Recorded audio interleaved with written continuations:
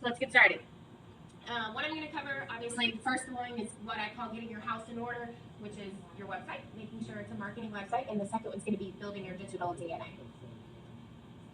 So the first tip is going to be personality. You heard me say it a second ago.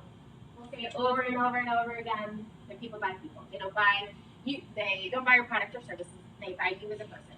Once they get to know you, like you, trust you, then they do business with you. One of the biggest things that I see go wrong online is people have a pretty website. It may have stock photos. It may be flashy. It's what I call a brochure website. There's no personality to it. When somebody comes to your website, they don't know who they're doing business with. And certainly online, it's very skeptical. Who's on the other side of that computer? So make sure you put personality into your business or into your website. And that is not just through photo. Obviously, you've heard Nick talk a lot about it. You can do it through video. But then don't forget the text portions of your website as well. That's one of the reasons to have a blog, so that people can connect with you, that they can, learn about your kids, learn about your animals. That's why I started the presentation today talking about my family, talking about a little bit who I am, so that those are those affinity points. That if somebody has a dog, it's like, oh, I have a dog, or oh, I have a cat, or you talk about your children. Or Greg did the same thing. We'll talk about his family.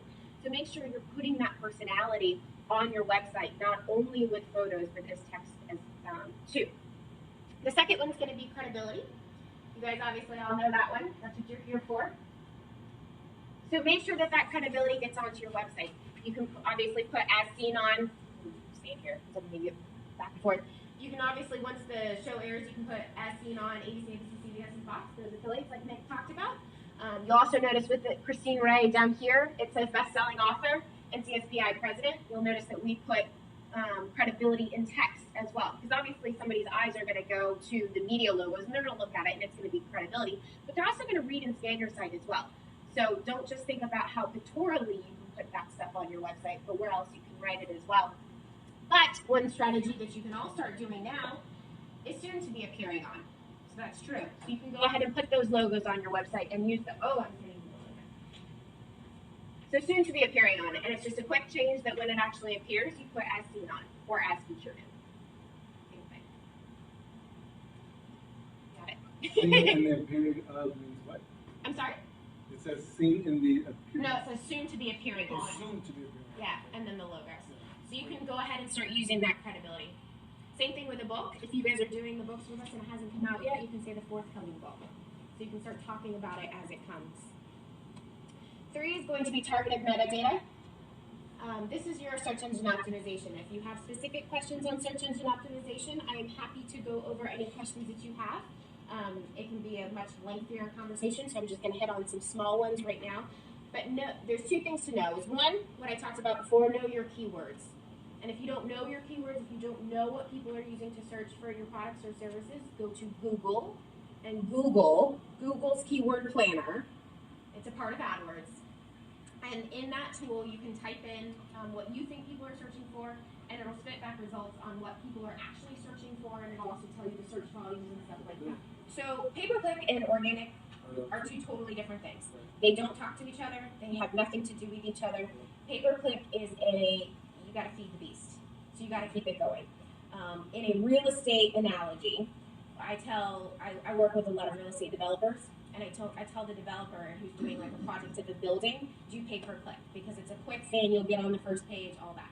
It'll take for organic search engine optimization at least 6 months to see any sort of results, and as a developer, you want to be out already.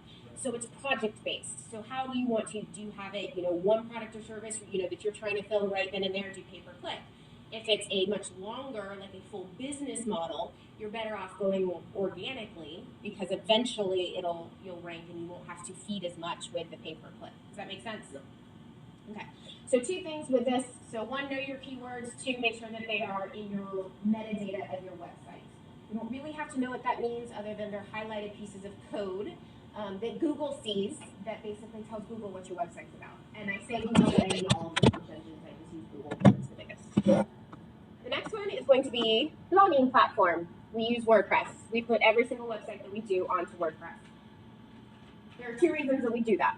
1, WordPress's code is very, very clean. That means the back end of the site that Google comes to and looks at your site and spiders through all the code is very clean. They can see what your site's about. It operates on what's called a hierarchy structure. So if you think of a Christmas tree, for example, you come in through one point, you spider to a branch, it branches out to more branches, it branches out to more branches. That's what Google likes to see, because they can come through one avenue and then spider to all the different branches. You can do that with other types of code. You just wind up having to code over the code to get it to look like that, which creates frivolous code. Very confusing. So WordPress does it automatically within their structure. So that's one reason we do it.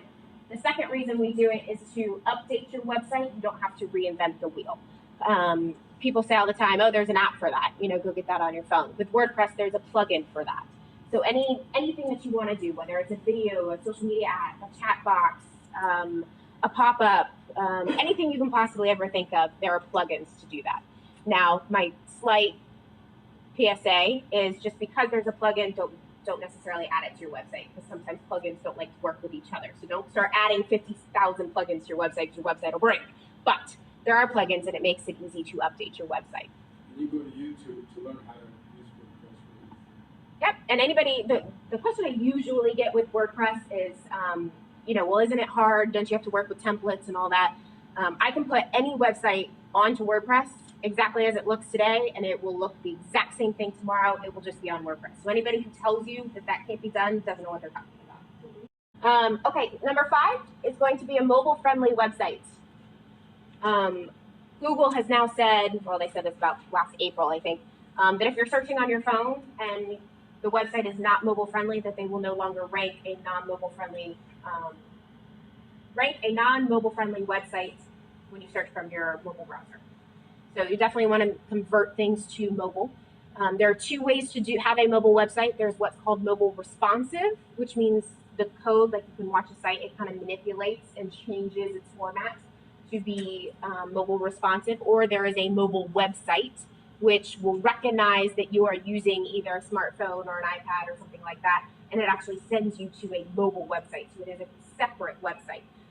If you have an existing website today that is not mobile friendly, then it's easier to develop a mobile website, and I suggest using Duda. It's Duda Mobile.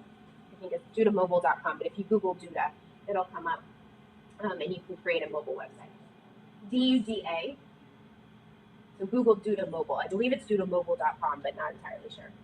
But we use it a lot for existing sites that were not built with responsive code, because they can still have a mobile website that way.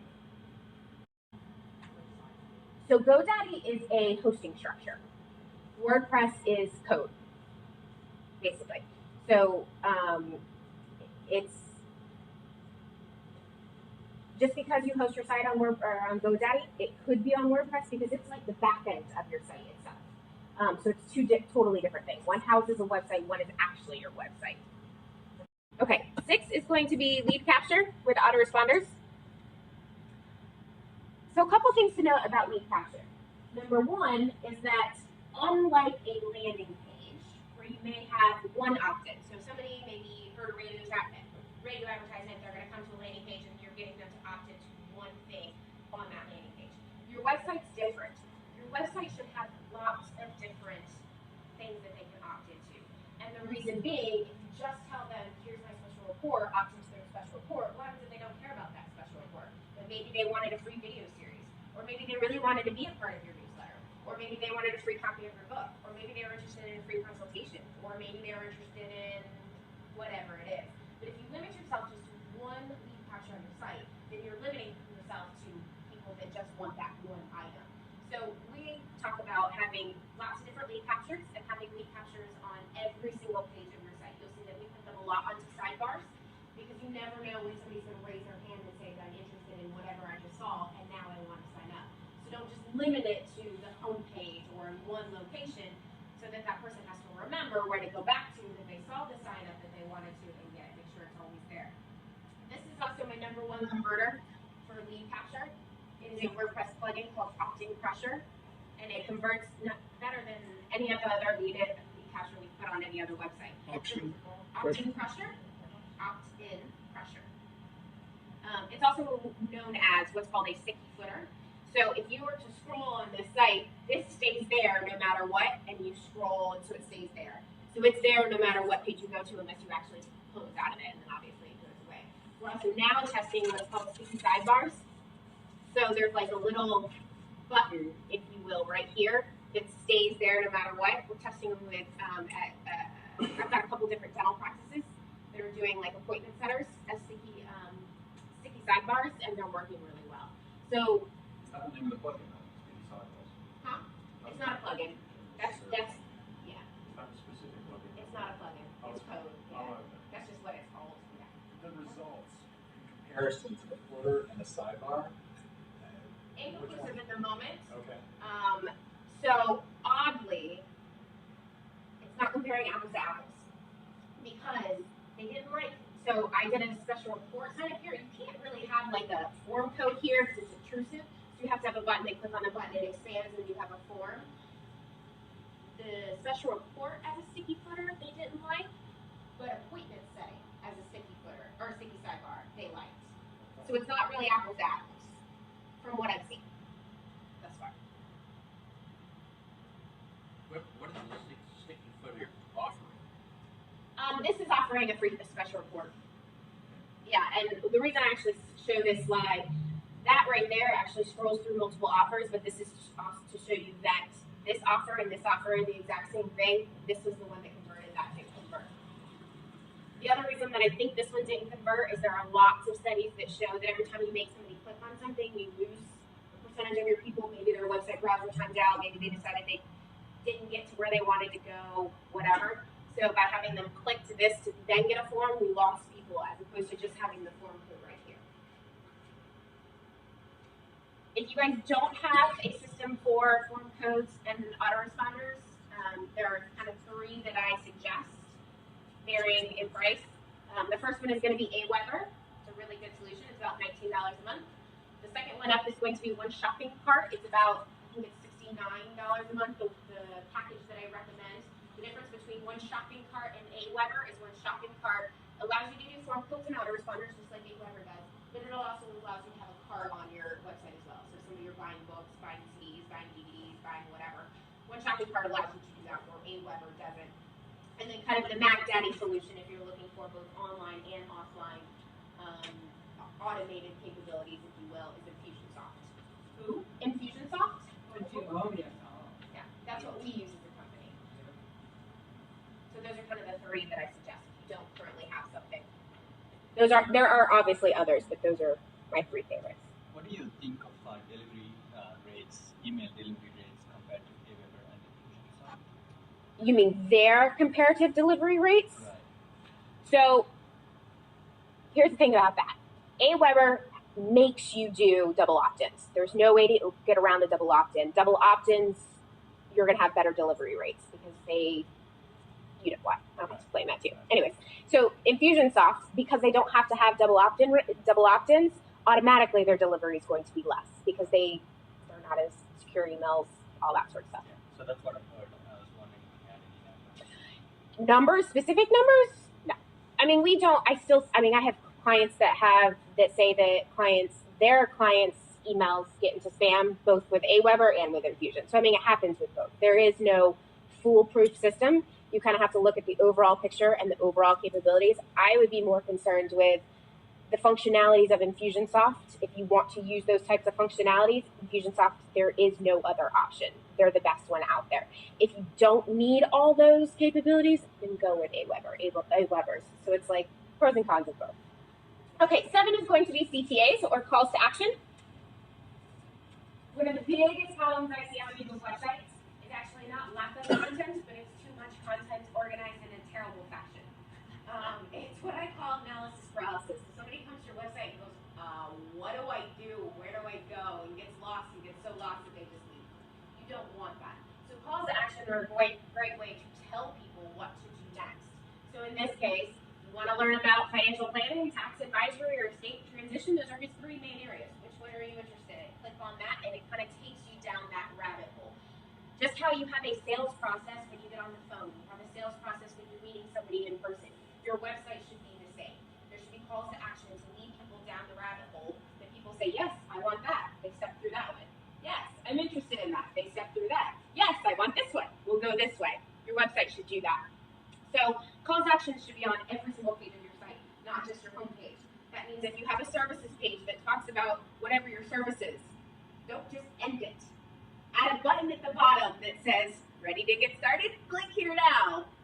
Or add a form right there. So they don't have to click it, they just get to enter their information right there. Number 8, social media links. So the biggest misconception with social media today is that you're going to post a Facebook status update or a tweet or whatever, and you're going to get an immediate ROI back. Not the case, it's not going to happen. Maybe if you're in the info marketing business, you've got, an info marketing product, you put something out there, but even with them, not likely. What social media does do is it provides third-party credibility of who you are and what you do. What's the first thing anybody does when they want to learn more about you? Facebook. They go to Google, which Google can also bring up Facebook. And so the beauty of social media is that when they Google you, it's not just your website that comes up. Because remember, Google's always going to return 10 spots. For whatever you're searching for, it's 10 spots on the homepage of Google. So you want to dominate all 10 spots of Google. So it's not that somebody's going to buy your product off of Facebook, because they're not going to. But it's when they look for you to find out if you're legitimate or not, and they Google you, it's like, oh, there's a website, there's your Facebook, your LinkedIn, your YouTube, your Google Plus, your et cetera, et cetera, et cetera. Let me click on those and do research to find out who you are. Visit those pages. What do they tell me about? Do I like this person? Do I see photos about them? Are they an expert? Have they put out good content? Okay, now I feel more informed. Let me go look up their website and check them out and sign up for them. So that's what social media does. So social media, put it on your website because it's third-party credibility. If they want to go and look at your Facebook account, your Twitter account, your YouTube's, your Google Plus, let them do that. Put it out there. Because if you're not doing that, they're going to say, why? Why are they outdated? Everybody else is doing it. So make sure it's out there. Your social media links. The next one is RSS feed and social bookmarking icons. RSS is that little orange emblem. It stands for really simple syndication. It allows people to sign up for information on your website without giving you their information. You might say, why do I want to do that? I want to capture information. That's true, you do. But there will be some people that I don't care what you offer them, they're not going to give you their email address. Not going to happen. But they may want to stay up to date with what you've got going on. This is a way that they can get your latest blog, your latest article, your latest posting on your website, whatever it is, sent directly into their inbox without having to give you their information. What that then does is you stay in the forefront of their mind because you're constantly updating your website with blogs and articles and press releases. They're constantly getting that information. So when they're ready to make that decision, when they're ready to contact you, well, you're their friend of the business. You've been sending them all this information, and they'll come back. The second is social bookmarking icons. Anybody not familiar with social bookmarking icons? Okay. So social bookmarking, when you're searching in your computer and you like something and you want to come back to it, bookmark it into your computer so that you can get back to it. Okay? That's a private bookmark in your computer. Social bookmarking is that exact same concept, only it's public to everybody. So you can bookmark content in these and a few hundred others. Bookmark content so that when people are searching for specific content, they see your bookmark. That somebody else has voted for this content. Somebody else has said this is a really good blog or whatever.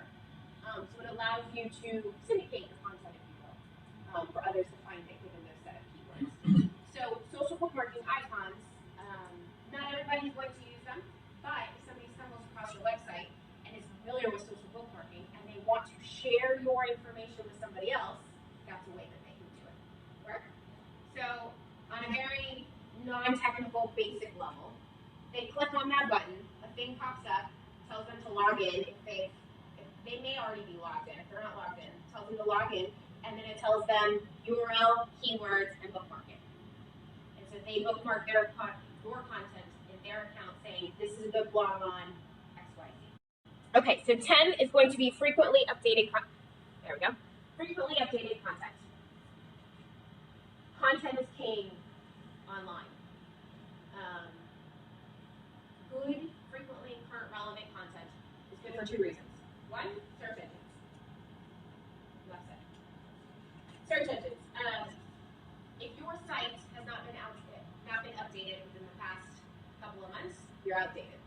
What Google likes to see is current, relevant content, giving them a reason to come back to your website. If your website is static, with nothing being updated, Google's not coming back to your site to check on you. They're going to assume that you're static and that's all you do. don't want that. You want them constantly coming back to your website, indexing more content, and spidering your site. The only way to do that is with current relevant content. Do blogs count? Yep. So we do blogs. So the three I would suggest are blogs, articles, and press releases. The difference between blogs and articles are not important. Only for my second strategy that I'll talk about when building your digital DNA on how to syndicate those, but other than that, content-wise, it's fine. So if you have a blog, fantastic. Make sure that blog is fed into the homepage of your website, though, because if your homepage of your website is not fed in with that content, to Google, if they're not already spidering a whole bunch on your site, they're going to see your site is static. They're not going to see the interior pages. So we use RSS feeds to feed them into your homepage so that when Google comes back, they're like, oh, that's a new blog right there, fed in from an interior page. So current relevant content. The second reason to do it is for your visitors. They want to see that you are the expert in the industry, that you know what you're talking about, that you're giving out free resources and good advice, and you know what you're doing. Content's the way to do that. If they come to your site and they see that you haven't updated something in 3 years, that probably doesn't look very good. If you have nothing on there that's free, that only talks about, pay me now, well, then you're not building a relationship. You're not looked at as the expert. The mind game behind that is, look at all the information that they're giving out for free. Imagine if I paid them, what am I going to get? So don't be afraid to give out that content. Yeah. 11, the last one, testimonials. Testimonials are third-party credibility of who you are and what you do. I can stand up here all day long and say that I'm awesome. But if Rudy got up here and said that I was good, you probably believe him a little bit more than you believe me. Third-party credibility is who you are and what you do. Have testimonials. I know that there are some industries that you can't have testimonials. So obviously, if you're one of those compliance industries, that I'm not talking to you. But if you can, have testimonials. Obviously, text is good, photos are great, video is even better. Testimonials are awesome to have on a testimonials page or a success stories page, but be creative where you put testimonials as well. Anytime somebody is in the action of doing something, it calls for a testimonial because it solidifies that they're making the right choice. So, for example, this is my one of my sign-ups on my website for my social media alert, and it says, "Thanks for publishing this every." So if you were to scroll over this, and it doesn't hinder writing in the box or anything like that. It kind of comes up seamlessly, but it says, "Thanks for publishing this every week. I always find articles useful, and you save me time from having to subscribe to so many other sources." And it's Dan Janal of PR Leads. In my industry, he's a pretty big guy. He gave me a testimonial. So this is a great action, and we saw a huge increase on people signing up here once that was there because it confirms what the action they're taking is a good decision. So anytime they're on a product page, instead of having a testimonials page, which is good, don't get me wrong, but if you have testimonials for that specific product, it goes with the product page. Same thing with services. If you have testimonials for that specific service, it goes with that particular service. You can also, obviously sidebars are great. I love sidebars, but eventually that sidebar ends.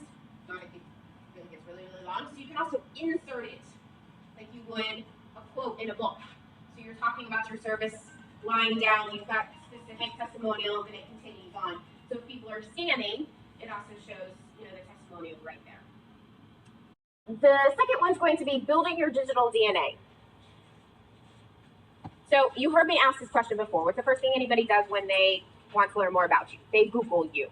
And that is what your digital DNA represents. There's two ways to search. One is called a keyword-based search. This is your typical search engine optimization. When people talk about search engine optimization, this is typically what they talk about, where somebody's looking for Orlando social media agency, and you hope your website ranks on the homepage of Google. People are looking for a keyword set, and you hope your website is there. The other type of search engine optimization that not everybody talks about is what's called a referral search. So they've heard about you. Maybe they got your business card. Maybe they heard you speak. Maybe they heard you on the radio show. Maybe they saw a billboard. Maybe they said that Rudy's awesome. They got a name from another client, and they want to go and check you out. They go to Google, and what they Google is going to be your digital DNA. That's what Google says about you. Like it or not, whatever Google says is true.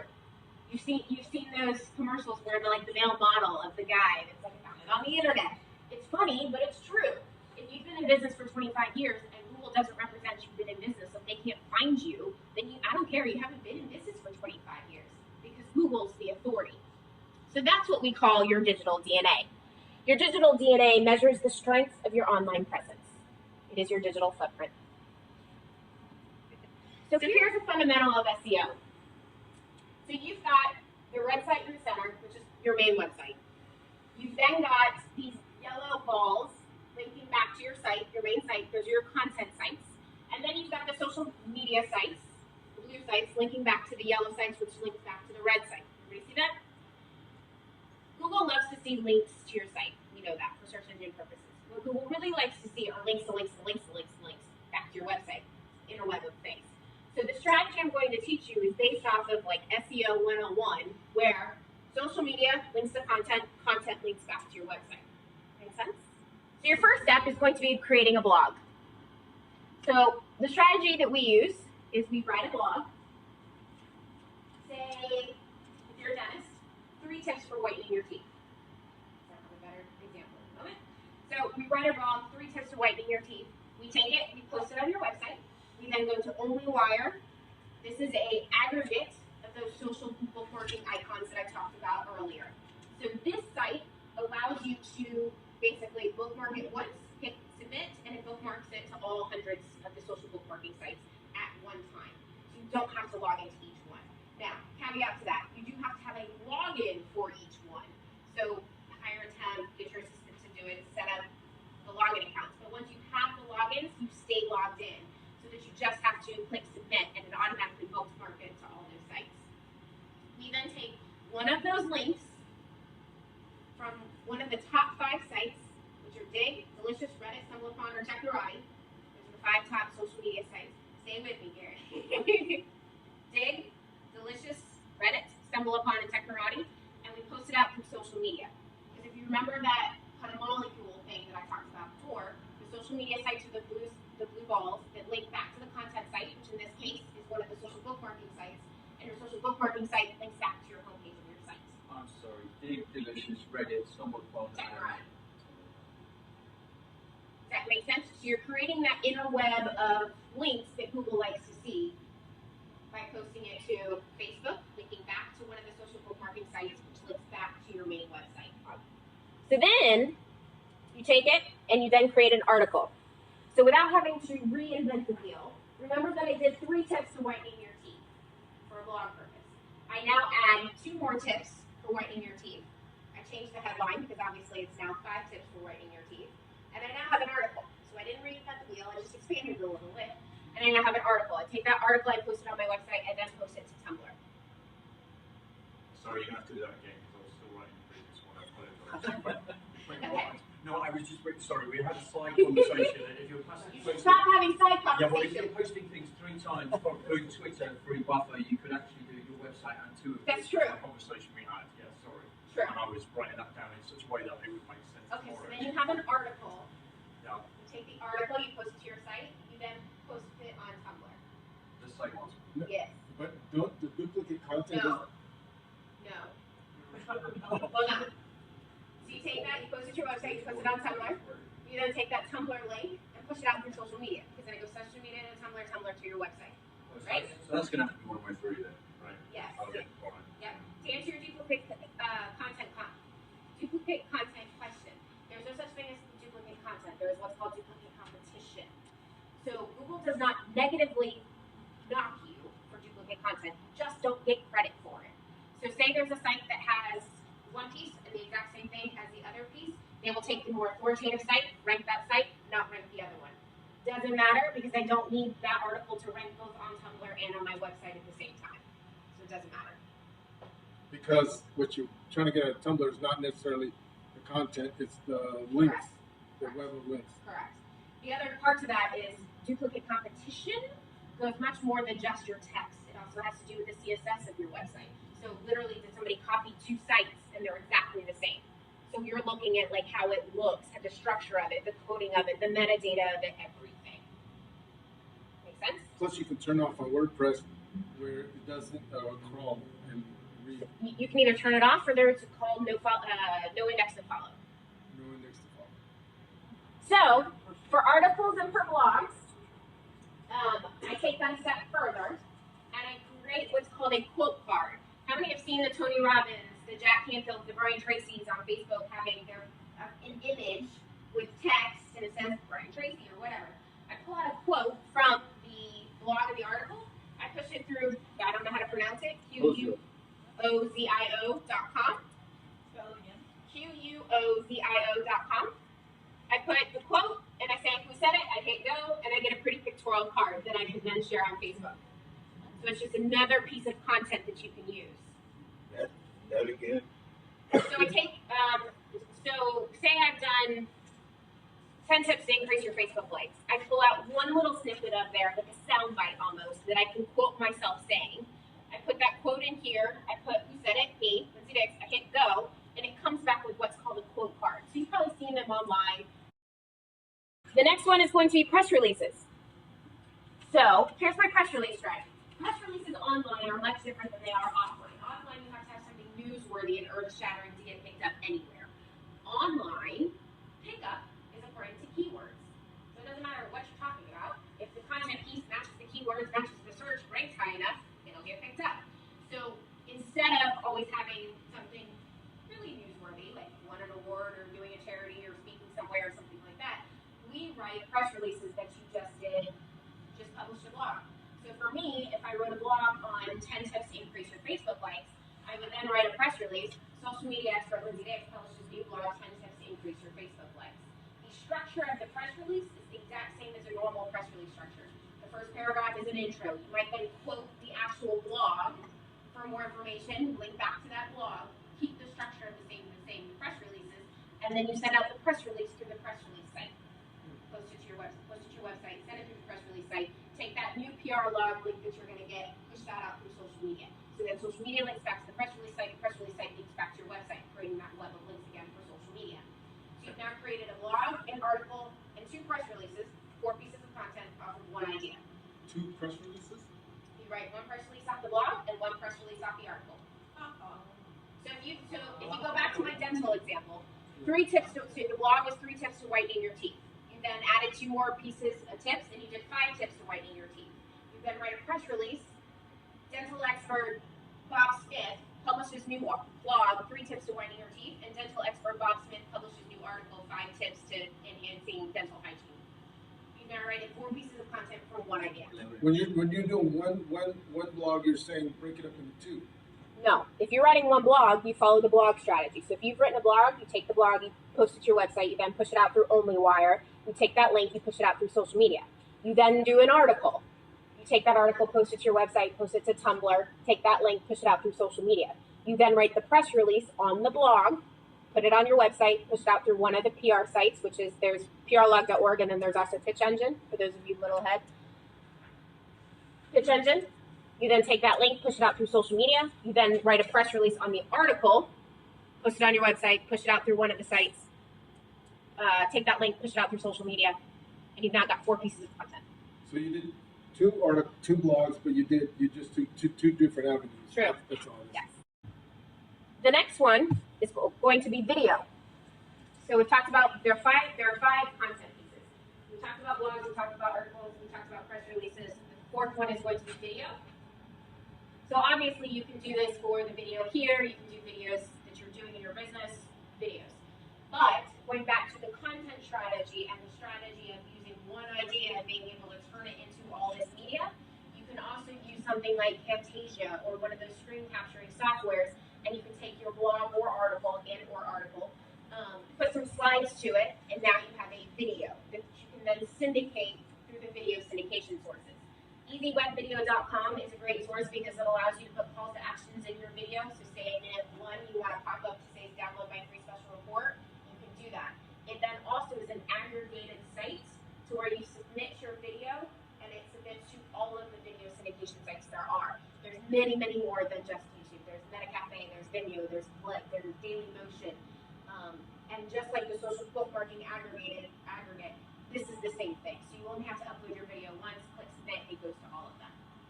The second video site that we use is called OneLoad.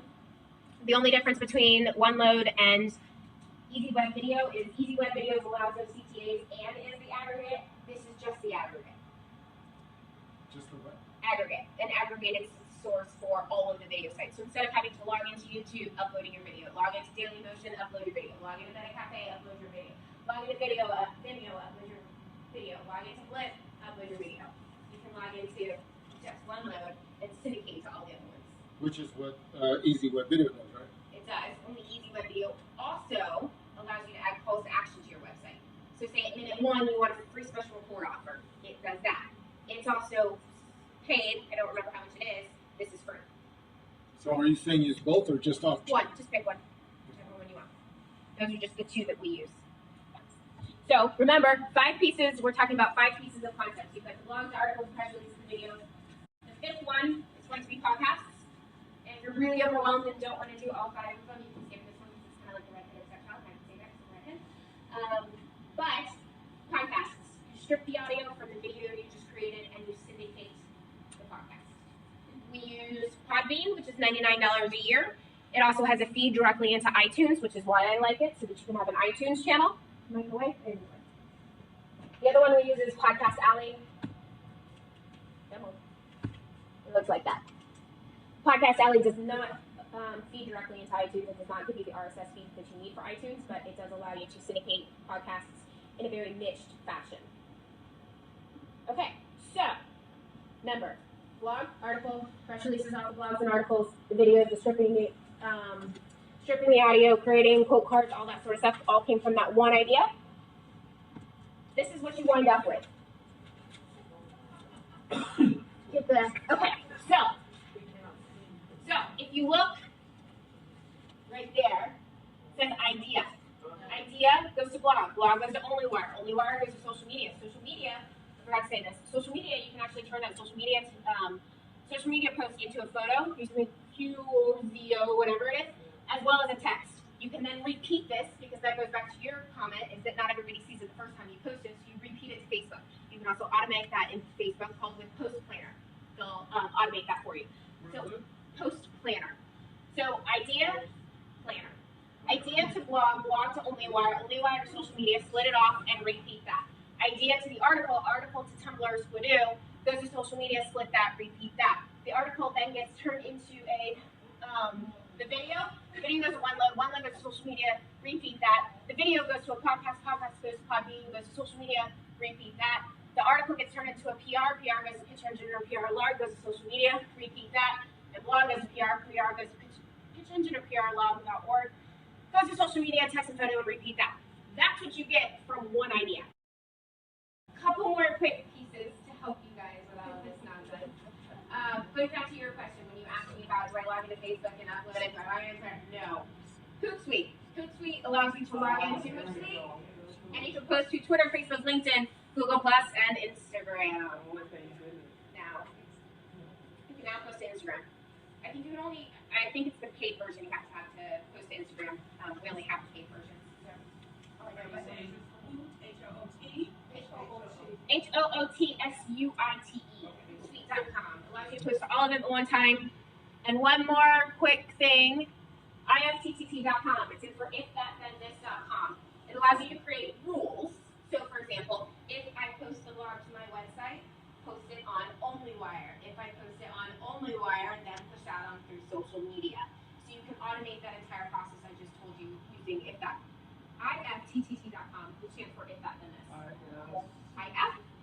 IFTTT.com stands for ifthаттhenthis.com. So using those 2 social media